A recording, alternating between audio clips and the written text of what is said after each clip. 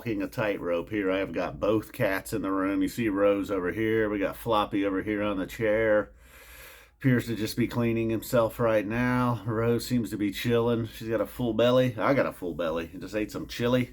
Oyster crackers. Oyster crackers on chili is the way to go. And then I always did the peanut butter on a piece of bread, which is kind of foreign to Mary. She goes sour cream and crackers. I go peanut butter crackers now, but I don't even do that anymore. Now I just go oyster crackers. And I'm such a savage. I take my spoon and just dip it in the peanut butter and then just eat the chili. And each little bite you take, you're just kind of, the peanut butter is coming off with it. It makes no sense.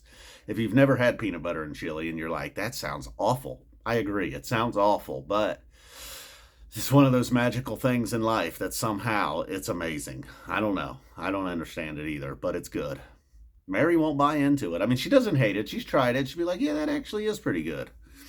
But she's more of a sour cream gal for some reason. I don't know. She likes all that white stuff. She likes Alfredo sauce. I don't know, many other white things, I don't know, cocaine. And now, all right, so far so good with the kitty cats here. We've got, like I said, mentioned, I teased a little bit. We have October 26, 2010 coming up for the final fish recap of the month. Also, I checked out some of the King Gizzard, and I'm going to finish it over in Berlin. And it was a pretty wild show. I was just trying to get a feel like, what am I going to maybe be in store for here? It's, it's still a few months down the road, but I feel like this is kind of them kicking off their summer. And, what we're getting, I feel like, their shows, while all different, will be sort of similar. Like you had last summer shows, you kind of got a feel for what they were doing. And I feel like it'll be the same thing this summer. Now, they started out with a song from the Silver Chord and another synth song that they had never played live. So, looks like maybe, not every show, but there's going to be like a synth section that I'm not going to love. So I might just finish that show and do a proper recap of it.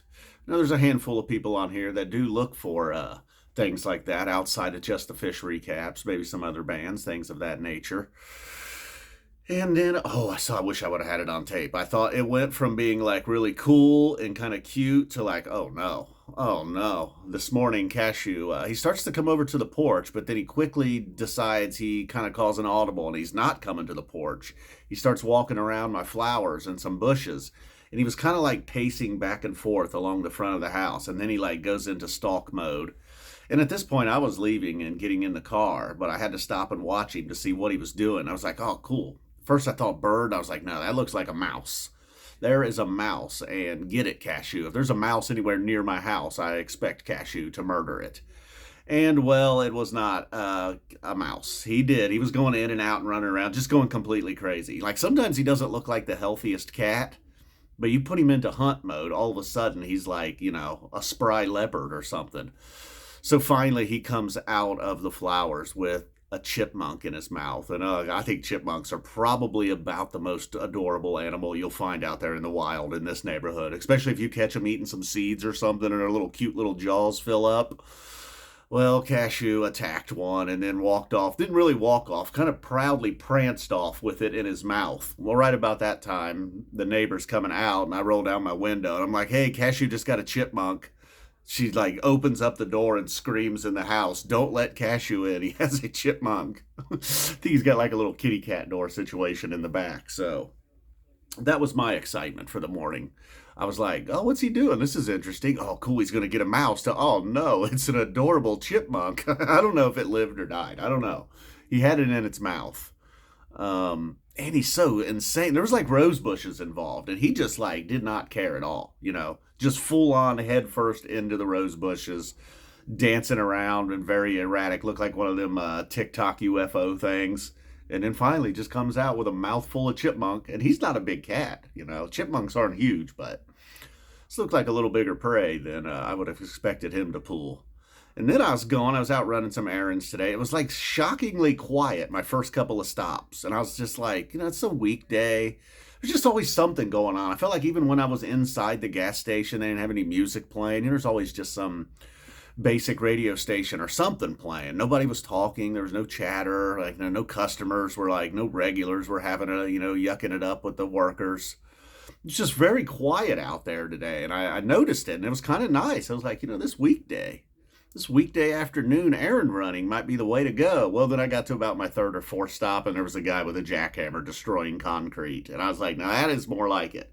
That is the type of thing I expect to find out there in the wild. Luckily, I didn't have to deal with the jackhammer noise for very long. Oh, but then one thing I did encounter is this guy. He was near a bus stop, but not at the bus stop. He didn't look like he was in too bad a shape. There was a bicycle nearby. He was just dressed normally. Looked clean, He just didn't look like a street person or anything. Didn't look like someone strung out on drugs, any of that. But he was just like totally sleeping, like 20, 30 feet away from the bus stop, maybe 15 feet away from what I thought was his bicycle. It's just like this little patch of grass outside of the parking lot. You got the hospital, the parking lot, and then this grass, and then Main Street. And he was sleeping in that little area of grass. And the way he was sleeping, like, almost looked like somebody sniped him on his bike. And as I drove by, I was like, I think he's okay. It's odd that, you drive by and you see a guy just like completely passed out on the side of the road. And it's like, that's fairly normal, really. I mean, it's definitely not the first time I've seen that.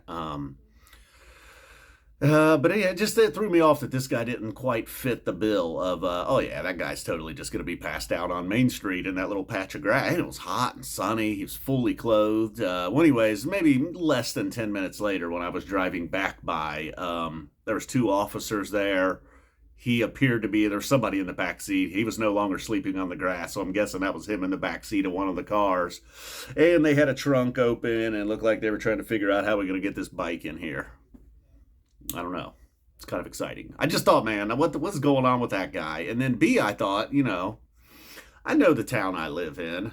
This is, it just seemed like this isn't going to fly. They're just not going to let that guy. They did less than 10 minutes. I was like, it's not going to be all right. It's not going to end well for him. He better wake up, get on that bike or get on the bus or something, or else. Put your hands behind your back. That's where he probably woke up. Just imagine waking up and there's an officer. You're like, oh shit, I passed out in public, didn't I? Damn it. I don't know what it was, I know just average people are functional drug addicts out there, but he just looks so normal, like, better than I look right now. I'm trying to cover up the dirty hair with sunglasses, but it's not working. Look at this, man. I cannot believe these cats have behaved 7.5 minutes. Partly I'm just rambling on now, wanting these cats to do something crazy. Like earlier today, I heard a noise. I was like, what the hell is that?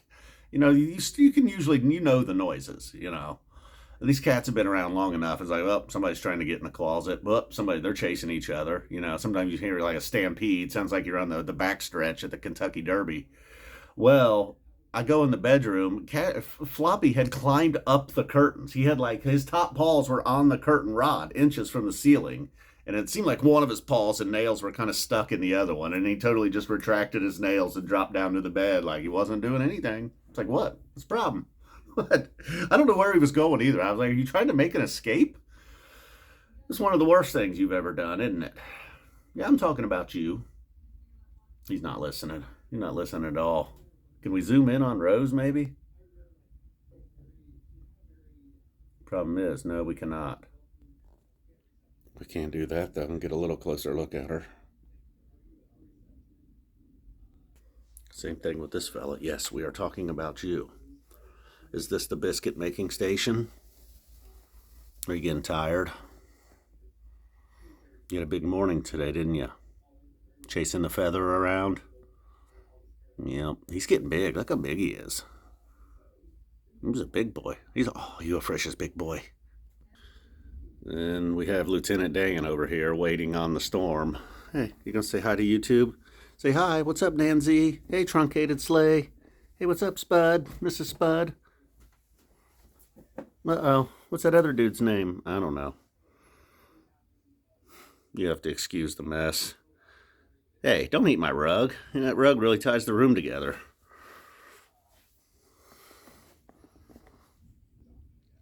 Uh-oh, here we go. Always got to end with a butthole shot. Oh. Well, Billy Strings fan, Panic Fish, boom.